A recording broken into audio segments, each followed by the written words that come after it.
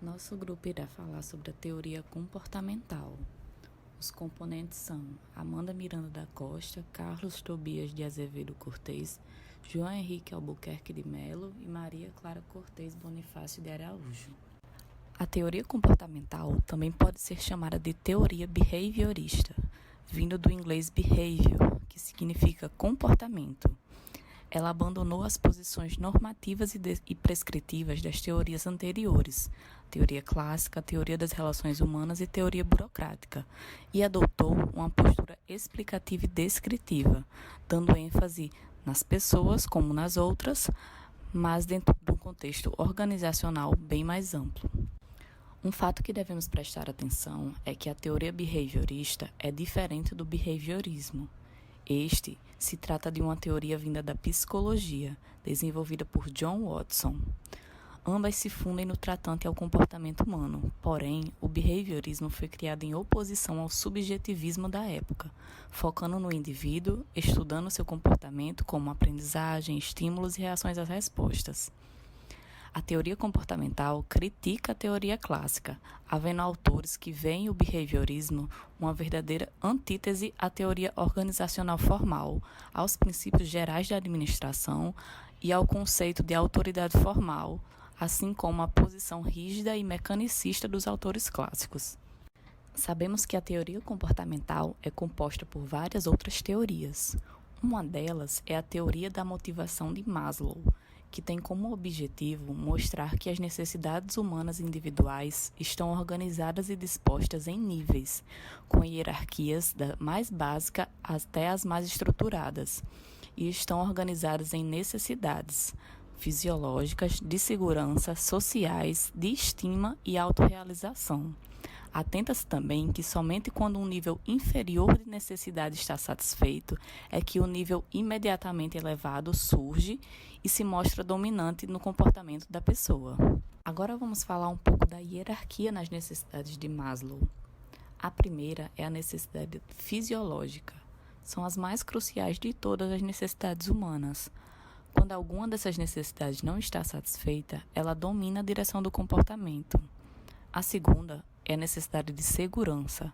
Quando o indivíduo é dominado por essa necessidade de segurança, o seu organismo todo age como um mecanismo de procura dessa segurança, e as necessidades funcionam como elementos organizadores quase exclusivos de comportamento. A terceira é a necessidade social. Quando as necessidades sociais não estão suficientemente satisfeitas, o indivíduo torna-se resistente, antagônico e hostil em relação às pessoas que o cercam. A quarta necessidade é a de estima. A satisfação das necessidades de estima conduz os sentimentos de autoconfiança, de valor, força, prestígio, poder, capacidade e utilidade.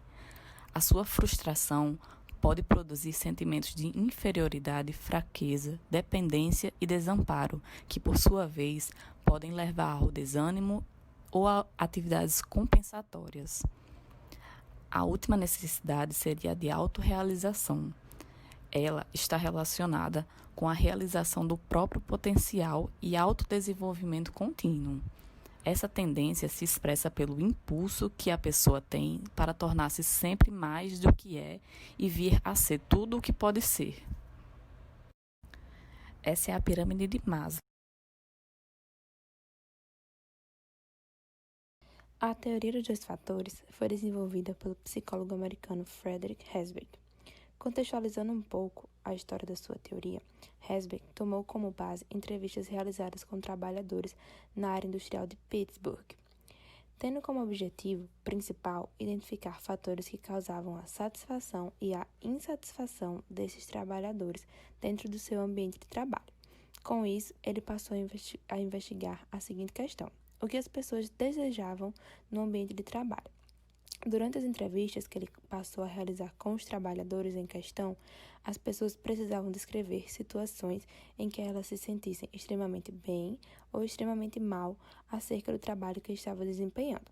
A partir daí, ele conseguiu identificar fatores característicos que podiam conduzir à extrema insatisfação ou à extrema satisfação das pessoas com o trabalho. Os empregados que se sentiam insatisfeitos, concluiu Herzberg, tendiam a identificar fatores extrínsecos ao seu trabalho, como, por exemplo, políticas da empresa, supervisão, condições de trabalho, salário e o relacionamento com a equipe. Por outro lado, durante as entrevistas, ele conseguiu identificar que os trabalhadores satisfeitos tendiam a atribuir sua satisfação a si mesmo e a fatores intrínsecos ao seu trabalho, como, por exemplo, a realização, o reconhecimento do trabalho que desempenha, a responsabilidade e o crescimento profissional. Após a finalização das suas entrevistas, Herzberg concluiu que os elementos que levam à satisfação dos trabalhadores são totalmente diferentes dos elementos que levam à insatisfação dos trabalhadores. Logo, se em uma empresa eu terminasse com os fatores que levam à insatisfação no trabalho, eu não iria torná-lo necessariamente um trabalho satisfatório. Eu apenas deixaria o trabalhador em um estado neutro.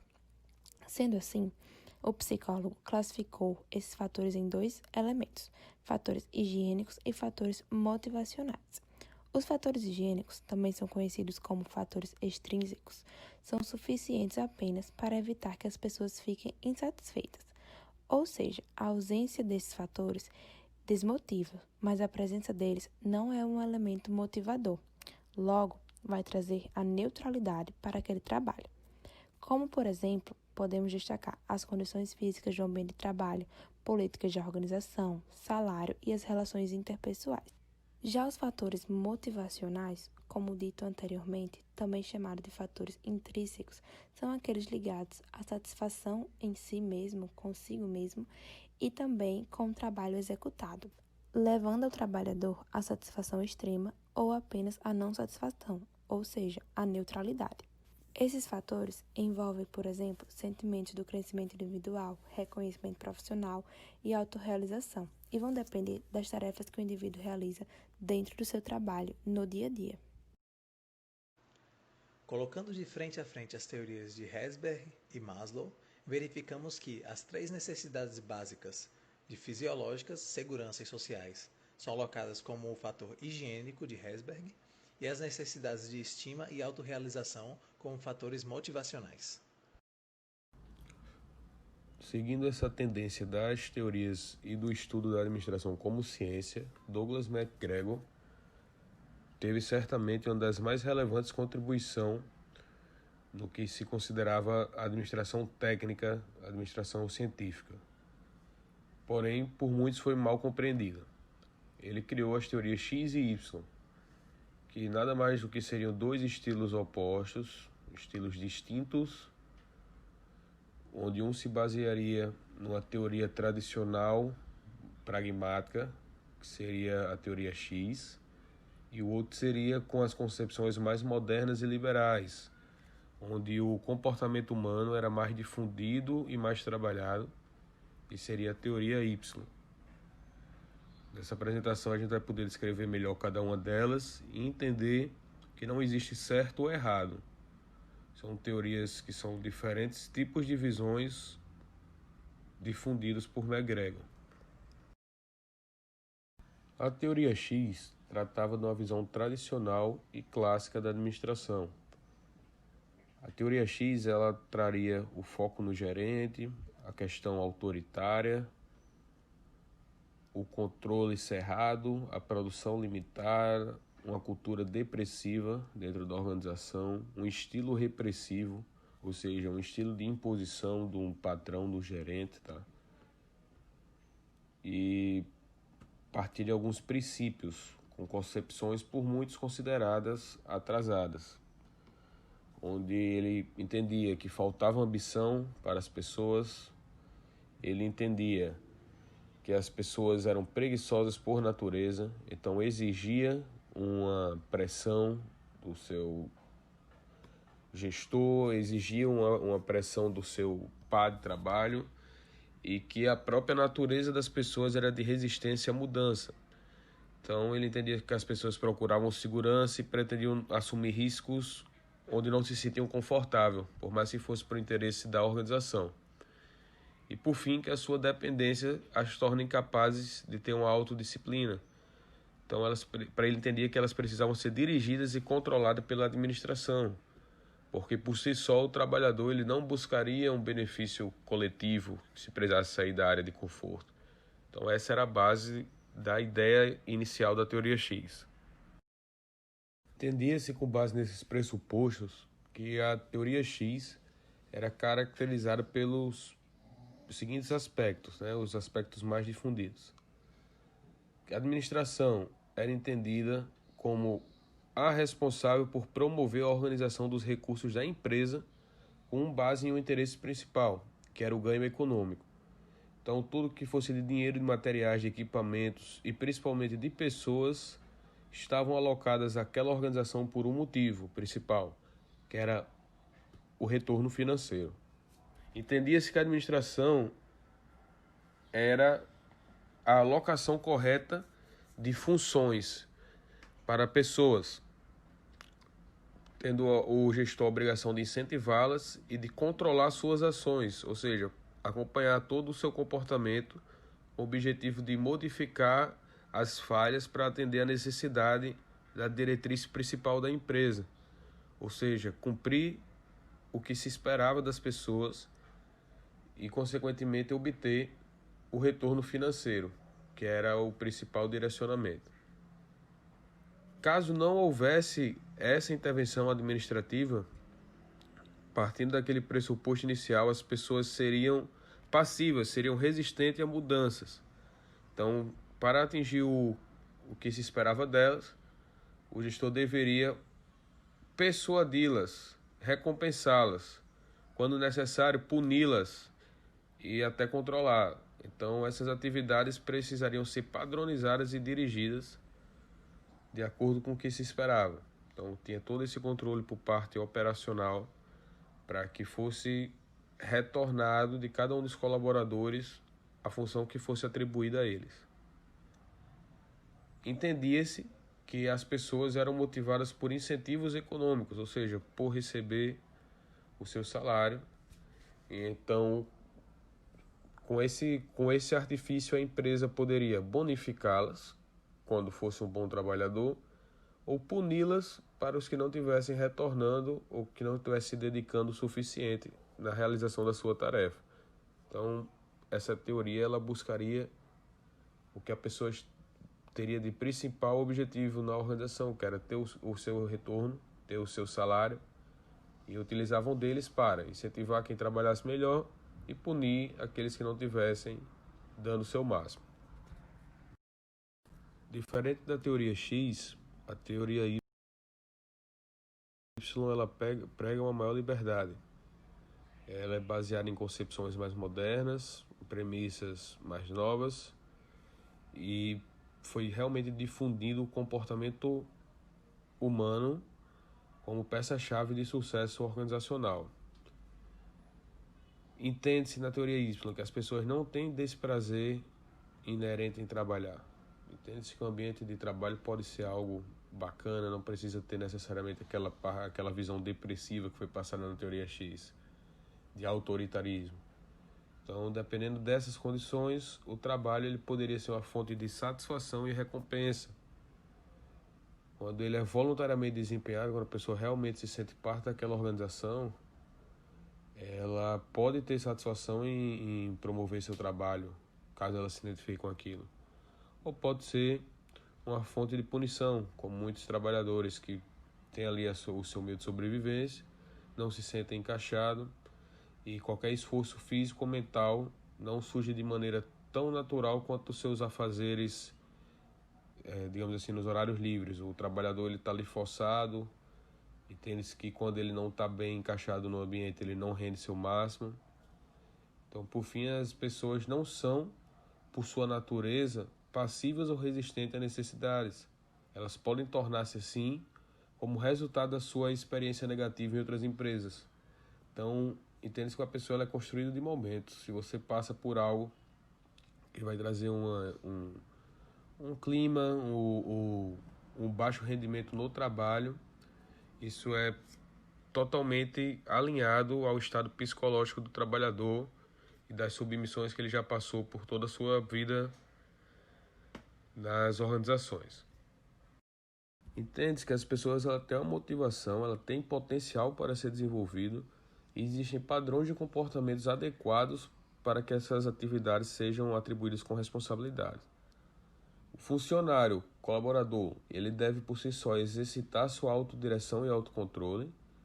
Então, para o que é atribuído a ele, o que é lhe confiado, ele deve cumprir isso aí com o senso de autodirecionamento, e o controle externo e a ameaça de punição não são os únicos meios de obter a dedicação dessas pessoas. Então, o esforço para alcançar os objetivos empresariais, eles precisam partir primeiro dos funcionários. Entende-se que o homem comum aprende, sob certas condições, a aceitar, mas também tem o senso de responsabilidade que deve ser trabalhado. E a fuga dessa traz experiências insatisfatórias para a pessoa. Então, é a base de que cada um sabe sua atribuição e que a principal punição seria a pessoa não conseguir cumprir isso. Então, traria uma experiência negativa dentro do ambiente comportamental da organização. A capacidade de alto grau de imaginação e de criatividade nas soluções de problemas empresariais é amplamente distribuída entre as pessoas. Então, a mente moderna, a mente que vai tomar decisões, ela parte dos colaboradores. Então, são partes estruturais da empresa que têm grande potencial e que muitas vezes elas são apenas parcialmente utilizadas, tá? Que devem ser bem mais utilizadas, que é onde realmente está a oportunidade de fazer uma mudança, diferença na organização. Para a teoria Y, a administração é caracterizada por a motivação, o potencial de desenvolvimento, a capacidade de assumir responsabilidade e de dirigir o comportamento para os objetivos da empresa, são fatores presentes nas pessoas. Eles não são criados nas pessoas pela administração. É responsabilidade da administração proporcionar condições para que as pessoas reconheçam e desenvolvam por si mesmas essas características. Ou seja, uma boa gestão vai desenvolver no colaborador o senso dele de responsabilidade, o senso de autodirecionamento. A tarefa essencial da administração é criar essas condições e os métodos operacionais necessários para entregar o melhor de cada um, que vai buscar não apenas o interesse da empresa, mas também as suas metas pessoais e seus esforços direcionados para atingir um objetivo totalmente alinhado ao que a organização esperava dele. Então, com base nessas medidas inovadoras, humanistas, a gente tem como resultado da aplicação da teoria Y a descentralização das decisões e delegações das responsabilidades, ou seja, algo mais horizontal, a fim de permitir a liberdade entre as pessoas, além de facilitar o contato entre os diretores e os operadores, a aplicação do cargo maior para significado do trabalho, ou seja, os mais especializados teriam as tarefas mais especializadas, porém as pessoas saibam o que seria necessário para atingir aquela meta. A participação nas decisões e administrações consultiva e a autoavaliação do desempenho, que seria a participação dos empregados. As pessoas são encorajadas a planejar e avaliar a sua real contribuição para os objetivos das empresas e, consequentemente, assumir uma maior responsabilidade no meio corporativo. Então, são duas teorias bem distintas, uma foca apenas no retorno financeiro e outra foca na questão humana como chave da organização, as relações humanas. E cada uma delas, como eu falei anteriormente, não existe o certo ou errado. Cada uma tem seus benefícios, cada uma tem seus retornos. São apenas antagônicas e apresentam uma visão diferente da gestão corporativa administrativa. Francis Likert, professor de Psicologia e Sociologia e diretor do Instituto de Pesquisas Sociais de Michigan, considera a administração como um processo relativo, no qual não existem normas e princípios universais válidos para todas as circunstâncias e situações. Dessa forma, ele traça 4 perfis organizacionais caracterizados por ele como sistemas, os quais são caracterizados por 4 variáveis: processo decisório, sistema de comunicação, relacionamento interpessoal, sistema de recompensa e punição. O sistema 1 é encontrado em empresas que utilizam mão de obra intensiva e tecnologia rudimentar, pessoal de pouca qualificação e educação, como nas empresas de construção civil ou industrial. Ele também lembra bastante a teoria X. O sistema 2 é encontrado em empresas industriais com tecnologia mais apurada e mão de obra mais especializada, mas aplicando de alguma forma a coerção para manter o controle sobre o comportamento das pessoas.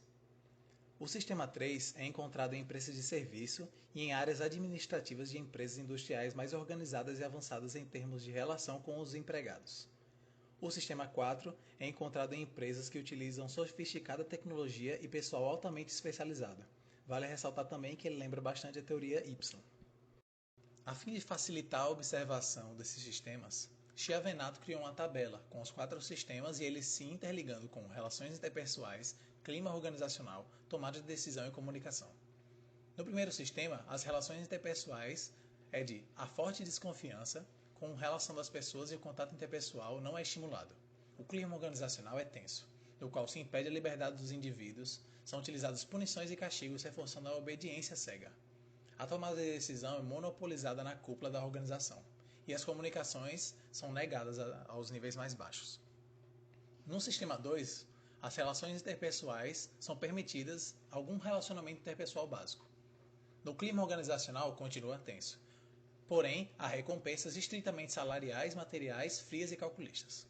A tomada de decisão há alguma delegação das decisões aos níveis organizacionais mais baixos, desde que elas sejam repetitivas, operacionais e sujeitas à confirmação pelos níveis mais altos. E a comunicação, o fluxo vertical de informações, traz ordens e comandos de cima para baixo e as informações de baixo para cima, a fim de abastecer o processo decisorial. No terceiro sistema, as relações interpessoais deixam de ser autocráticas e impositivas para dar alguma margem de contribuição às pessoas. O clima organizacional, a grande confiança nos indivíduos, permitindo que trabalhem em grupos ou em equipes, e as recompensas são materiais e ocasionalmente sociais, poucas punições. Na tomada de decisão, proporciona descentralização e delegação das decisões, permitindo que as pessoas possam se envolver no processo decisorial da organização. E a comunicação intensa, tanto no fluxo vertical, ascendente e descendente, como algumas repercussões laterais e horizontais. Por fim, no sistema 4, as relações interpessoais são mais abertas e democráticas do sistema. O clima organizacional é total confiança nas pessoas e no seu empowerment, incentivando a responsabilidade e o trabalho conjunto em equipe. A tomada de decisão incentiva a total descentralização e a delegação das decisões aos níveis mais baixos da organização, exigindo apenas um controle do resultado por parte da cúpula. E a comunicação constitui um núcleo de integração do sistema. O fluxo de informações é tanto vertical como horizontal. Tendo em vista que o objetivo das organizações seria alcançar o Sistema 4, foram traçados 3 aspectos principais para o sistema: a utilização de princípios técnicos de motivação, grupos de trabalho altamente motivados e a adoção de princípios de relação de apoio. Por fim, com o intuito de se explicar o comportamento humano na organização por meio dos sistemas, Likert aponta variáveis que influenciam neles. As variáveis administrativas, como estilo de administração e estratégias, que são chamadas também de variáveis causais. Os itens de comportamento, como lealdade e capacidades, que são chamadas de variáveis intervenientes, e por fim as variáveis de resultado, que são a interligação entre as variáveis de causais e as variáveis intervenientes. Para Chester Barnard, as relações sociais eram intrínsecas à organização, e que as organizações só poderiam existir e ser chamadas assim quando existisse por meio de uma participação pessoal e da cooperação entre as pessoas. Dessa forma, para considerar uma organização, classifica-se a interação entre 2 ou mais pessoas, desejo e disposição para cooperação e a finalidade de alcançar um objetivo em comum. Assim, alinhando eficácia e eficiência, como mostrado na imagem. O processo decisório tem uma visão bastante diferente, dependendo do momento da administração que está sendo observado. Tratando do momento concomitante à teoria comportamental, pode-se dizer que, para ela, os indivíduos participantes da organização percebem, raciocinam, agem racionalmente e decidem sua participação ou não participação da organização, como tomadores de opinião e decisão e solucionadores de problemas. A fim de criar uma teoria que explicasse o comportamento humano dentro das organizações, Herbert Simon descreve 6 elementos que toda decisão envolverá. Tomador de decisão, que seria a pessoa que faz a escolha, os objetivos, que são o que pretende alcançar, a preferência, que são os critérios tomados pelo tomador de decisão, a estratégia, que é o curso de ação que o tomador de decisão escolhe para atingir seu objetivo, a situação, que seria relativa ao ambiente que se está tomando a decisão, e o resultado, que é a consequência ou o resultado de uma dada estratégia. Para que seja realizada uma decisão, ela passa por 7 etapas de um processo retroativo. Entre elas, a percepção da situação que envolve algum problema, a análise e definição do problema, definição dos objetivos, a procura de alternativas de solução ou de curso de ação, a escolha da alternativa mais adequada ao alcance dos objetivos, avaliação e comparação das alternativas e implementação da alternativa escolhida. Entendendo sua complexibilidade, Simon dá um recado diante da subjetividade das decisões individuais, apontando pontos como racionalidade limitada, imperfeição das decisões, relatividade das decisões, hierarquização das decisões, racionalidade administrativa e influência organizacional. Utilizando esse grupo de recados, ele implica que a decisão individual é incerta, tendo em vista divisão de tarefas, padrões de desempenho, sistemas de autoridade, canais de comunicação e treinamento e doutrinação, que são pontos que fazem cada um ter uma visão diferente sobre diferentes assuntos. O homem administrativo trata sobre contentar-se com sua decisão. Para sua satisfação, não precisa o máximo absoluto, mas sim do suficiente para contentar-se dentro das possibilidades da situação. Dessa forma, o homem administrativo é classificado por 3 aspectos. O tomador de decisão evita a incerteza e segue as regras padronizadas da organização para tomar suas decisões. Ele mantém inalteradas as regras e as redefine somente quando sob pressão ou crise. E ele utiliza o modelo atual para lidar com condições modificadas. Comportamento organizacional é o estudo da dinâmica das organizações e como os grupos e indivíduos se comportam dentro dela. Por ser um sistema cooperativo racional, a organização somente pode alcançar seus objetivos se as pessoas que compõem coordenarem seus esforços para alcançar algo que, individualmente, jamais conseguiriam. Assim, cabe à organização buscar esse equilíbrio participante-organização. Seus conceitos básicos são incentivos ou alicientes, que são os pagamentos feitos pela organização para seus participantes, assim como salários, benefícios e etc. A utilidade dos incentivos, que é subjetiva para cada indivíduo em função da sua necessidade pessoal. As contribuições, que são os pagamentos dos participantes para a organização, assim como trabalho, dedicação e esforço. E, por fim, a utilidade das contribuições, que é o esforço que o indivíduo tem para a organização, a fim de que alcance seus objetivos. A fim de alocar os pontos anteriores, foi feita uma tabela de participantes, contribuições e incentivos. Os empregados contribuem com trabalho, dedicação e esforço e são motivados por salários, benefícios, prêmios, elogios e etc. Os investidores contribuem com dinheiro na forma de ações, empréstimos e financiamentos e são motivados por rentabilidade, lucratividade, liquidez, dividendos e retorno de investimentos. Os fornecedores contribuem com materiais, matéria-prima, tecnologia e serviço especializado e são motivados por preço, condições de pagamento, faturamento e garantia de novos negócios.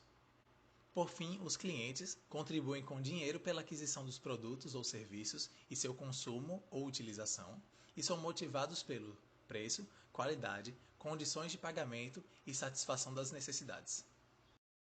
Identificando esses agentes, ainda existem pontos para a harmonização da relação entre organização e empregado. Assim, com o objetivo de teorizar a relação entre colaborador e o mediador da organização, que seria o chefe, criou a teoria de aceitação da autoridade, que se mostra a partir de 4 condições na relação.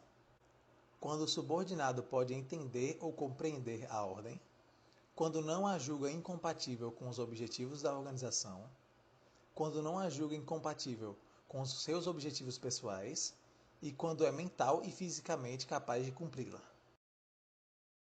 Mesmo assim, ainda se observa conflitos, e a fim de chegar a um acordo entre colaborador e organização, existe o processo de negociação, um processo sequencial que apresenta as seguintes características.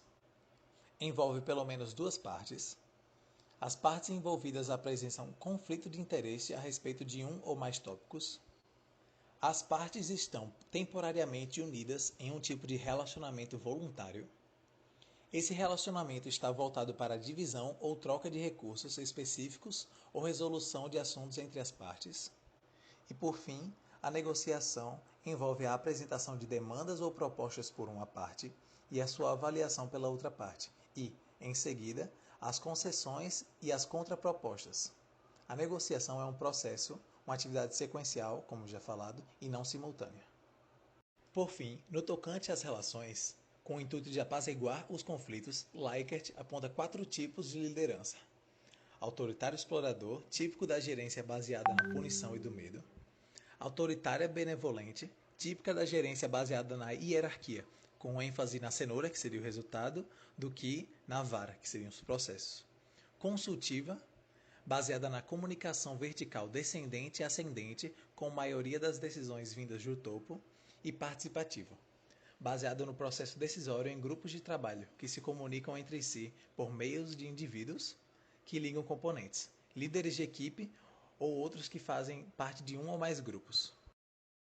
Com o objetivo de qualificar os líderes, são atreladas 4 competências a eles: gerência da atenção, gerência do significado, gerência da confiança e gerência de si próprio, as quais falam respectivamente sobre despertar a atenção e o comprometimento das pessoas que trabalham com eles, serem bons comunicadores, serem consistentes de objetivo e de propósito e serem bons em utilizar seus pontos fortes e melhorar os fracos. Por fim, a diferença real entre um chefe e um líder. Entre elas temos inovação, originalidade, desenvolvimento, concentração nas pessoas, confiança, perspectiva de longo prazo e assim mais, como você pode observar na imagem a seguir. Muito obrigado pela sua atenção. Tenha um bom dia, boa tarde ou boa noite, dependendo do momento que você esteja vendo. Até mais.